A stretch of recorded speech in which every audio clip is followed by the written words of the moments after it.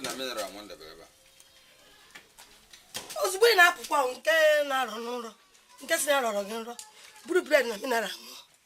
China gịnị meziri? Amamihe gịnị akpara amanụ m. Bread na mineral nke ndebe ka ịrapụrụ ya ka ọ nwụọ. Ọnwụ mụrụ gị kpara ụdị nkata. Nye nwajalụ nke ebe ka nwe ihe akpa gị nwagara efu ya. Ke nke nwe ihe mụ na apụtị kedụ mgbe ị ga-ama ihe. Chekwa ka njụọ. Onye ego na ya nwere ya ka o mere n'ike. Nna apịtị nyegoro m ego ma ama m ihe na-akọ. Onye nye gị ego. Ama aghọta m ihe na-akọ nye m ego m biko. Nya okenye arụ nkịta eburu isi. Apịtị nye m ego m. Ihe na-akọwa na-egosi na di gị ji itibọlịbọ wee dekoreti ya ụnụ ya. Ọta ka ị ma na nwatakịrị a ihe nwatakịrị na-eme n'obodo a.